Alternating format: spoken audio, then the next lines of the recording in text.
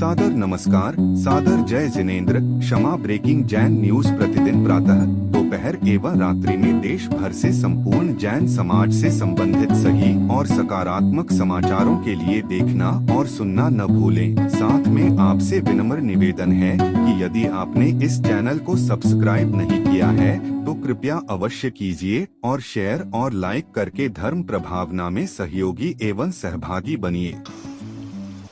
ब्रह्मचारी भैया गौतम भैया जी, जो अपनी सरल, सहज और बड़ी ही सादगीपूर्ण मुस्कान के लिए जाने जाते हैं, पूरे ईश्वरवादी समाज को आज लेकर के आए हैं और वह अपनी जिज्ञासा रख रहे हैं। परम पूज्य पावन गुरुदेव के चरणों में प्राणी मात की तरफ से बारंबार नमोस्तु गुरुदेव।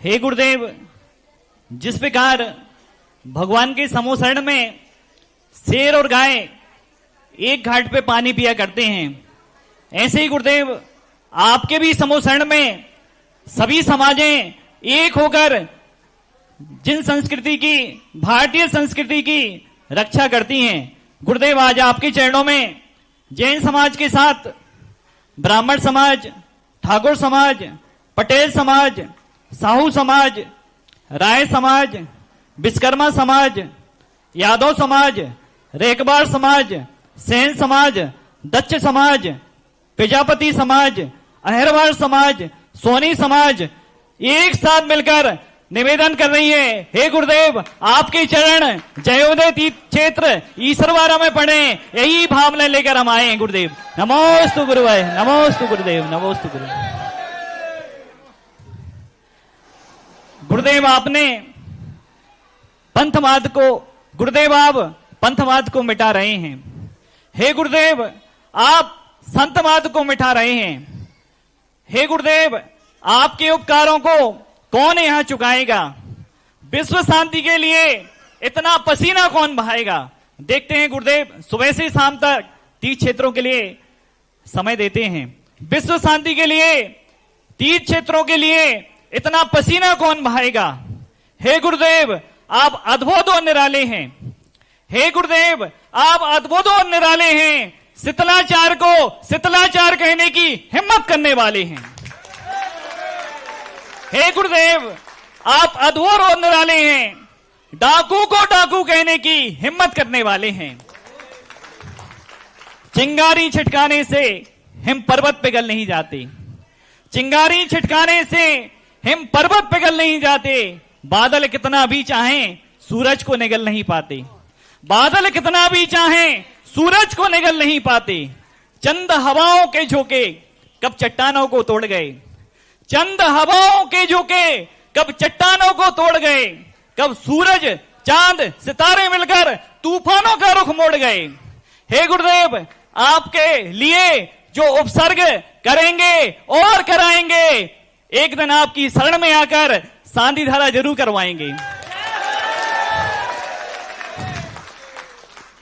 गुरुदेव ईश्वरवारा में शांति प्रभु और सुधा सिंधु की छांव है। ईश्वरवारा में शांति प्रभु और सुधा सिंधु की छांव है। ईश्वरवारा कोई साधारण जगह नहीं है, सुधा सागर जी का गांव है। गुरुदेव आपका सानिध्य मिले शांतिनाथ की छांव में। हे गुरुदेव आपका सानिध्य मिले शांतिनाथ की छांव में। माता जी, छुल्लक जी, भैया जी, दीदी जी सभी पधारें सुधा सागर जी के गांव में।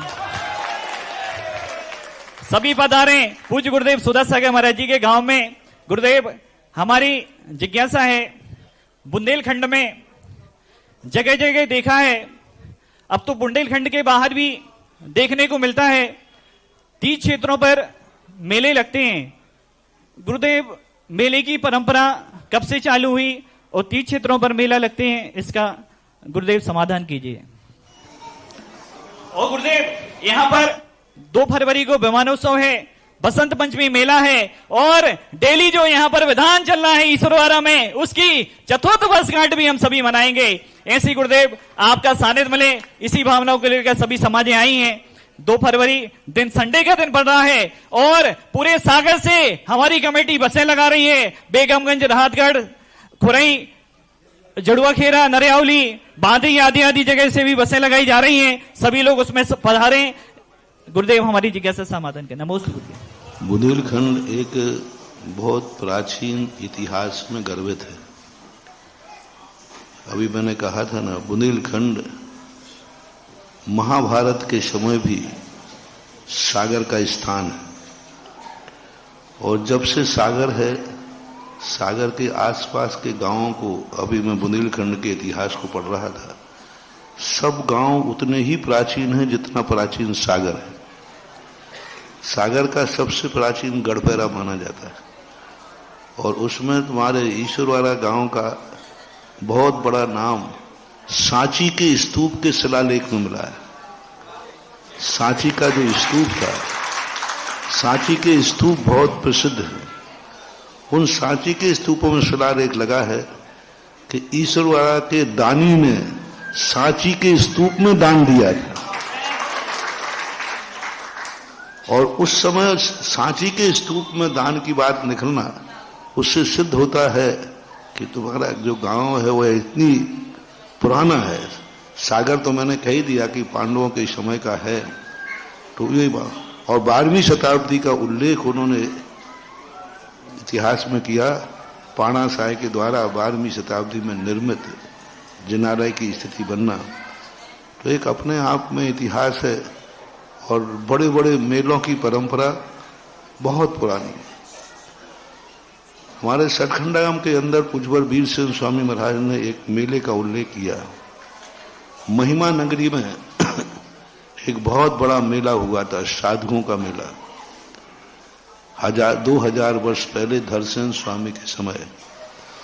और उस मेले के अंदर विभिन्न प्रकार के साधुओं का आना हुआ और वहां से पुष्पदंत भूत बलि को मिलाया था। यानी 2000 वर्ष पहले भी मेले का उल्लेख मिलता है। तीर्थ क्षेत्रों पर हमेशा जो इष्ट क्षेत्र होते हैं उन पर प्रतिदिन का अभिषेक होना अलग चीज है। वार्षिक मेला, देवता लोग वार्षिक मेला साल में 3 बार मनाते हैं अष्टांगाओं में। आप लोगों को सभी क्षेत्रों पर साल का एक मेला मनाना चाहिए जिसमें सारे भारत के भक्तों को एकत्रित होना चाहिए और करना चाहिए। क्योंकि तीर्थ जो होते हैं किसी एक के कल्याण के लिए नहीं होते। बहुत मंदिर होते हैं, इनमें भी वार्षिक महोत्सव का, वार्षिक कलशाभिषेक की एक परंपरा है 10 लाक्षण पर्व के बाद, वो भी बहुत प्राचीन है। प्रतिदिन का अभिषेक करना अलग चीज है और जो वार्षिक कलशाभिषेक होता है उसका अभिषेक का गंधोदक करना अलग चीज है। प्रतिदिन के अभिषेक में मां तुम्हारे लिए ही भावना निहित है, उसमें उतनी ही शक्ति है।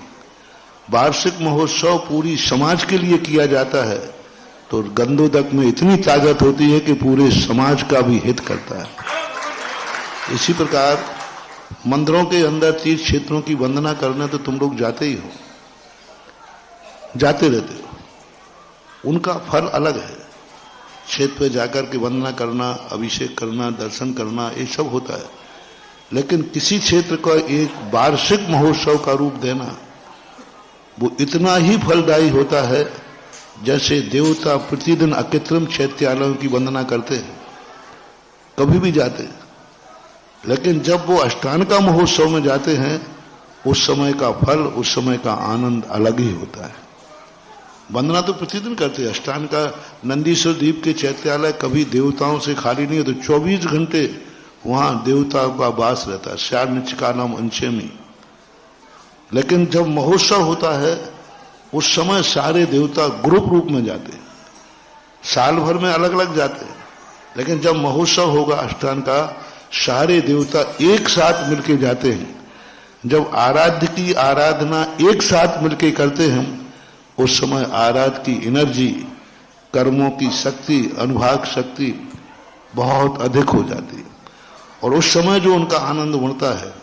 ऐसा ही जो क्षेत्र आज वर्तमान में है, सभी क्षेत्रों के ऊपर प्रतिदिन जाते हो, कभी कभी जाते जाओ, लेकिन साल भर में एक बार जब सामूहिक रूप से मेला लगे, उसमें कलशाभिषेक में तीर्थ क्षेत्रों पर हर व्यक्ति को जाने का भाव करना चाहिए, क्योंकि वो सामूहिक का एक अलग अर्थ होता है।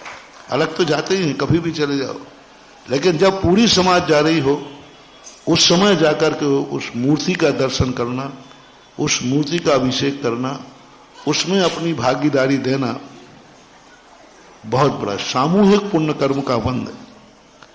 जो सामूहिक कार्य में शामिल होकर के धर्म में भागीदारी करते हैं, धर्म भी उनके सामूहिक संसार के कार्यों में भी भागीदार देकर के सहयोग करता है।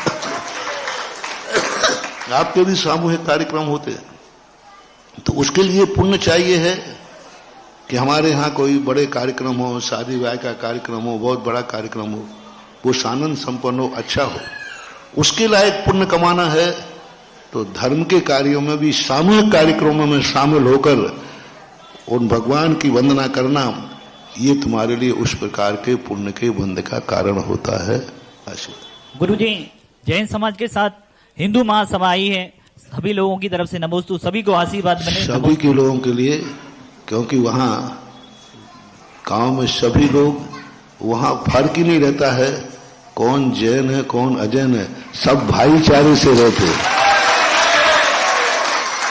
आज सबका आना ही बता रहा है कि सातों जातियां शांतिनाथ भगवान की छाया में पल पुस रहे हैं और उनका पूरे गांव के लिए आशीर्वाद है।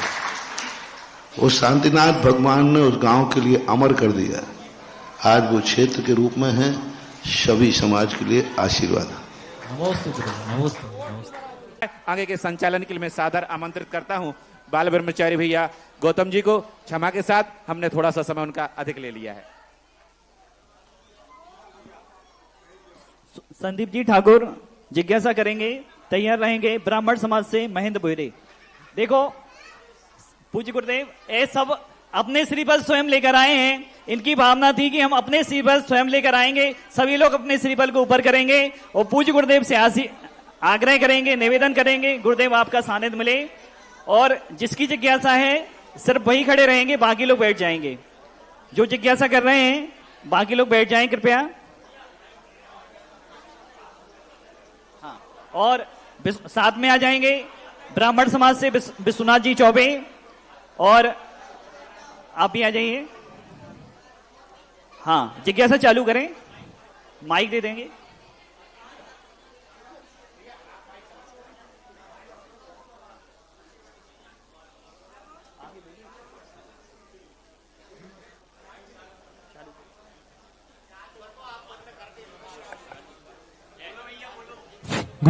गुरुआ जी को नमस्तु।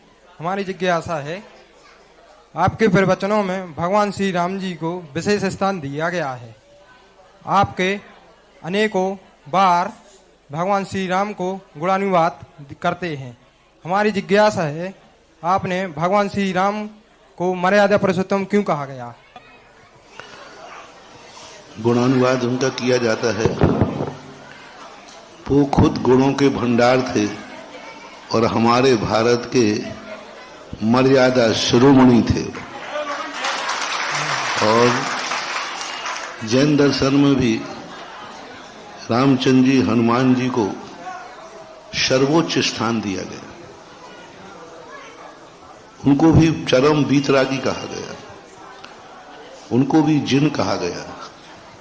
वो भी एक दिन समस्त राजपाट छोड़ करके, समस्त धन दौलत आभूषण छोड़ करके, परम दिगंबरी दीक्षा लेकर उन्होंने मुनि बन के विचरण किया। जैन शास्त्रों के अनुसार रामचंद्र जी और हनुमान जी गृहस्थ अवस्था में तो उन्होंने राज्य किया ही है, बाद में जाकर के उन्होंने दीक्षा ली। लव कुश ने दीक्षा ली, राम हनुमान ने दीक्षा ली, सुग्रीव ने दीक्षा ली, और मुनि दीक्षा लेकर के, जैसे हम लोग मुनि रूप में विहार करते हैं, ऐसे रामचंद्र जी, हनुमान जी ने भी मुनि बन करके कई वर्षों तक इस भारत वर्ष को साधु बन करके पवित्र किया है।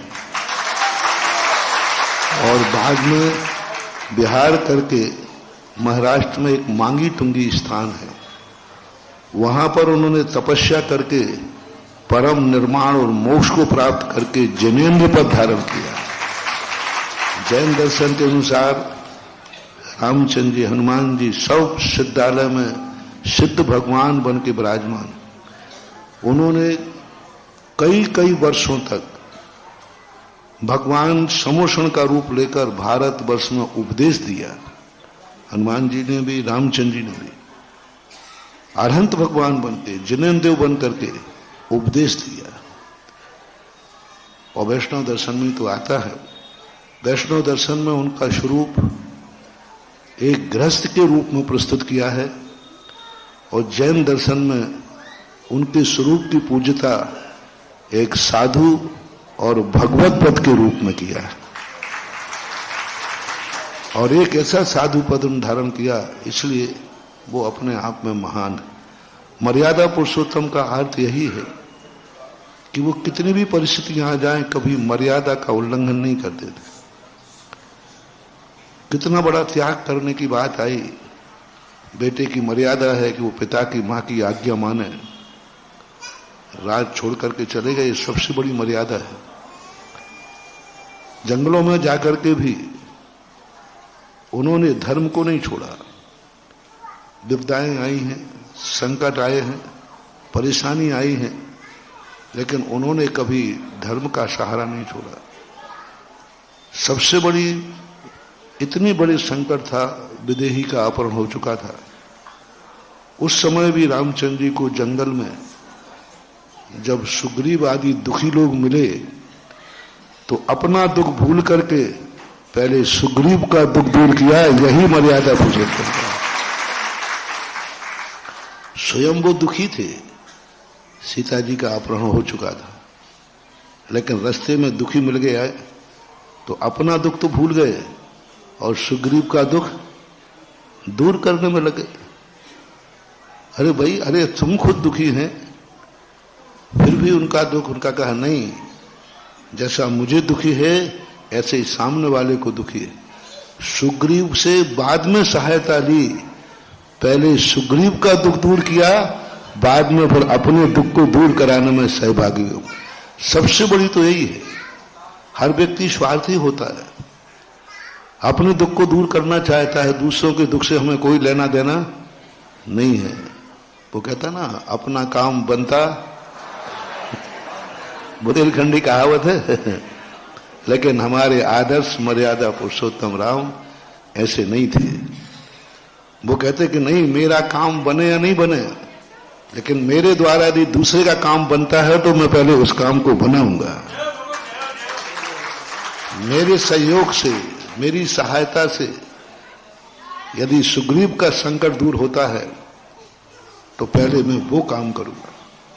हमें उनसे शिक्षा लेना चाहिए कि यदि हमारी जिंदगी, हमारा जीवन कभी किसी अच्छे व्यक्ति के काम आता है, धर्म के काम आता है, धर्मात्माओं के काम आता है, तो अपना दुख भूल करके भी धर्म और धर्मात्माओं का सहयोग करना। अपना दुख भूल कर, कितने दुख क्यों ना हो, हमें धर्म और धर्मात्मा को, सज्जन पुरुषों के दुख दूर करना चाहिए।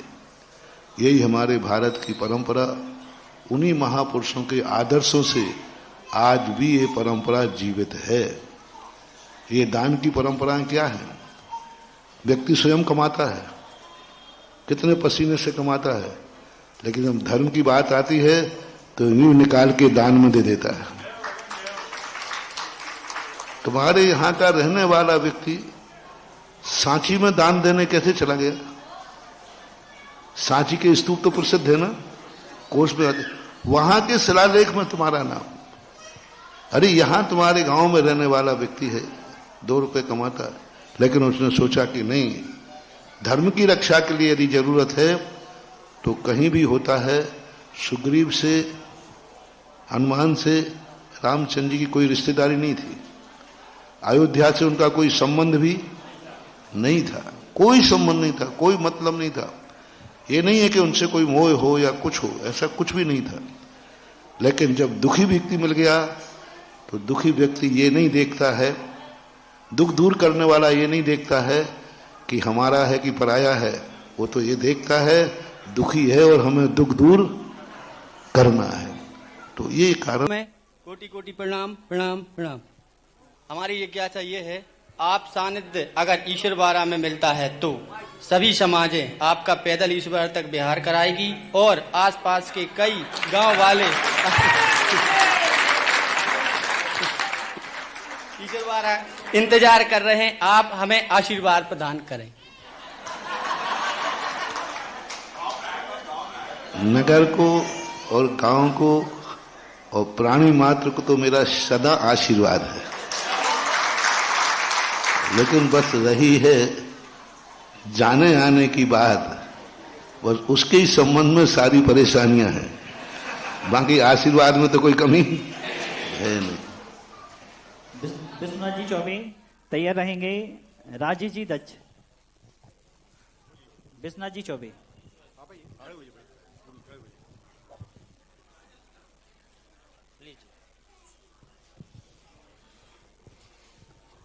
आसन पर विराजमान समस्त महाराज जी, पूज्य माताएं, आज गोस्वामी तुलसीदास जी ने कहा है कि आज मोहे भाव भरोस हनुमंता और बिन हरि कृपा मिले नहीं संता। आज हमारा सौभाग्य है कि आज हमें संतों के दर्शन हुए और मैं कृतार्थ हो गया।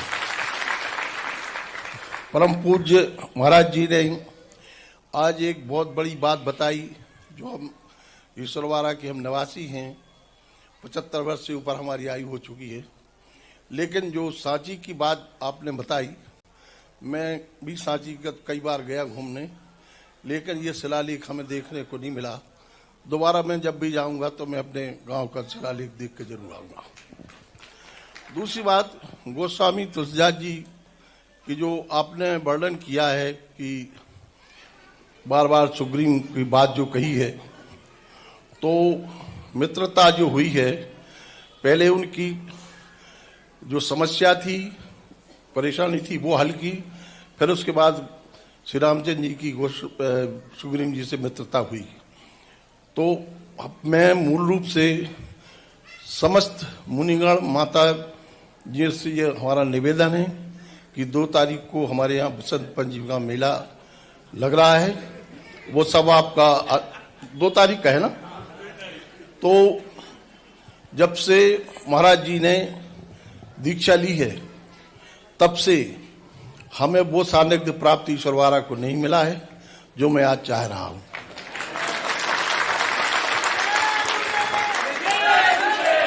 दूसरी बात मैं ये कहना चाहता हूं कि 40-42 वर्ष के बाद आपका चौमासा हमारे सागर नगरी में हुआ है, और मैं चाहता हूं कि आपके सानिध्य में, हमारे ईश्वरवारा में आप पधारें, और जो मेला 3 दिन का लगता था उसके लिए 1 हफ्ता का करें, ये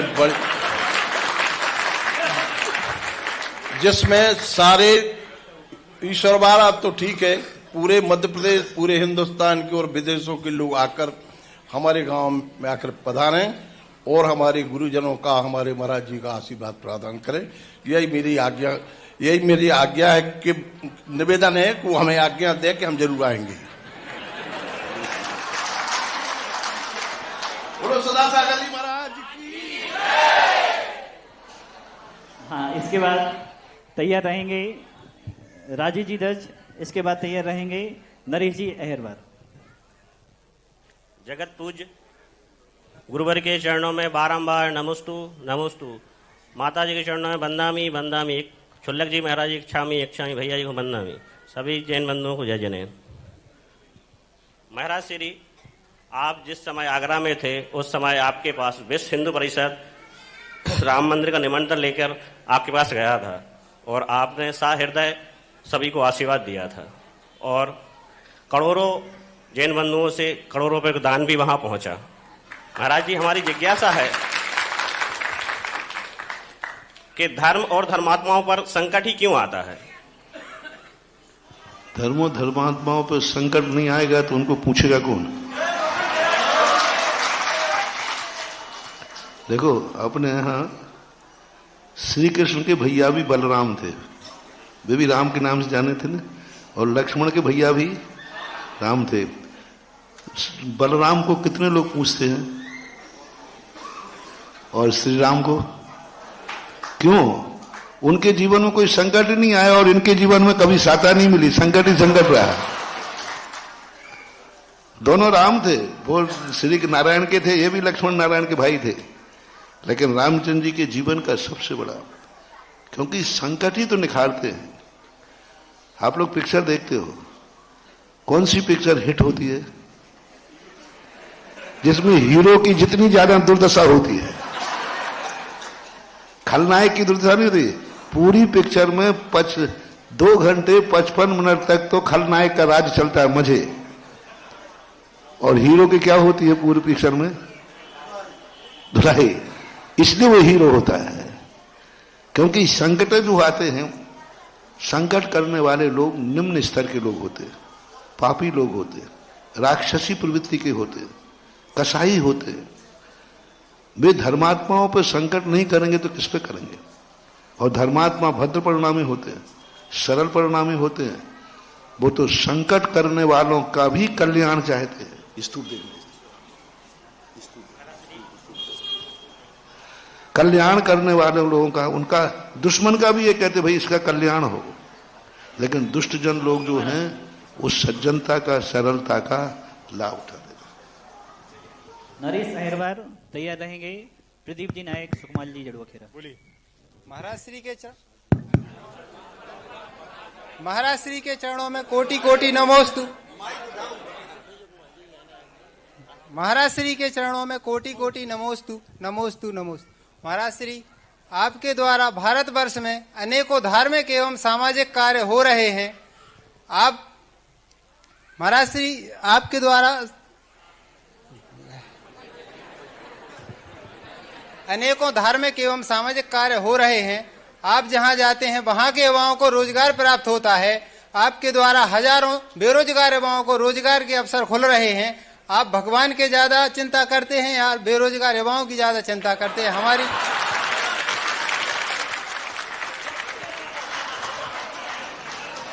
बहुत अच्छा प्रश्न है। भगवान की चिंता भक्त को करना पड़े तो वो भगवान काय का है, इसलिए भगवान की तो अपन को चिंता करने की कोई जरूरत है नहीं। अब रही बात भगवान के भक्तों की चिंता, तो मैं तो भक्तों की चिंता करता हूं। ये मंदिर भी बनाता हूं तो भगवान के लिए नहीं बनाता हूं, भक्तों के लिए बनाता हूं। भगवान को किस लिए? भगवान को अपन मंदिर नहीं भी बनाएंगे तो उनको कोई फर्क पड़ने वाला नहीं है, लेकिन भक्तों का बिना मंदिर के काम चलने वाला नहीं है। इसलिए हमेशा हर क्रिया अपने भारतवर्ष में कोई भी क्रिया भगवान के लिए नहीं है, सारी क्रियाएं किसके लिए हैं? भक्तों के लिए। आज भगवान की भी जय बोलेंगे तो हमारी जय बोलने से भगवान को कोई लाभ होने वाला, लेकिन उनकी जय बोलने से जय बोलने का जरूर कल्याण होता है। आज भगवान की अपन पूजा करें या ना करें, उनको पूजा करने से कोई लाभ होने वाला, लेकिन उनकी पूजा करने से भक्तों के पाप जरूर धुल जाते हैं। गंगा में नहीं नहाओ तो गंगा का कोई फर्क पड़ने वाला नहीं है, तो तुम्हारे नहाने से गंगा को कोई लाभ नहीं है, वो तो बेचारी। लेकिन गंगा में नहाने से नहाने वाले को जरूर फायदा है, उसकी श्रद्धा होती है, आस्था होती है। ऐसे सभी चीजों को समझना चाहिए और यही मेरा भाव रहता है। अब देखो, इन्होंने कहा कि सांची के स्तूप का एक शिलालेख जो मैंने पढ़ा था वो देखो ये आया है। सागर नगर के खोरई मार्ग पर यह ईश्वरवाड़ा क्षेत्र है। सांची के स्तूप के एक शिलालेख में अभिलेख संख्या 517, अभिलेख संख्या है 517। सांची के स्तूप के शिलालेख में ईश्वरवाड़ा के निवासियों द्वारा दान दिए जाने का उल्लेख है।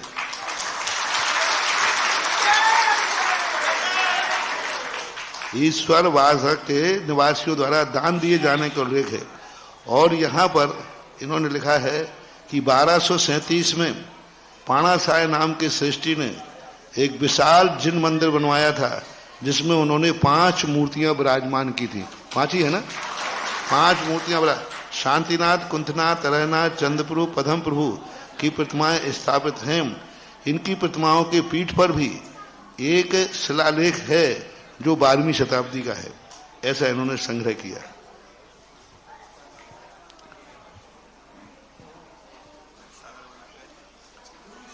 हाँ बस यही। अच्छा, एक और अब किताब आई गई है तो तुम लोग भी सुनो। सागर वाले, सागर वालों से एक बार मैंने, सागर बहुत पुराना है, बहुत पुराना, लाखों लाखों वर्षों तक का इसका उल्लेख मिलता है कि सागर का, मध्य प्रदेश जो सागर है बहुत बड़ा, ये बीना, धसान, बेवर, सुनार, गंधेरी, कणान, बेतवा आदि नदियों तक का घिरा हुआ सागर पूरा राज्य था। लगभग 7 लाख वर्ष पूर्व पाषाण युग कालीन में भी सागर के शिल्प का उल्लेख जोदड़ों की खुदाई के शिलालेखों में मिलता है। लगभग 5000 वर्ष पहले एरन, बहुतराई, गढ़ी, मोराली, पथरिया की पहाड़ियों का उल्लेख नवपाषाण कालीन में मिलता है। कब? 5000 वर्ष पहले। पाषाण युग में समाप्ति के बाद 4000 वर्ष पहले सागर जिले में पत्थर, तांबे के उपकरण प्रसिद्ध माने जाते थे। बीना नदी के तट से स्थित लेकर ये पूरा सागर का एरिया माना जाता था।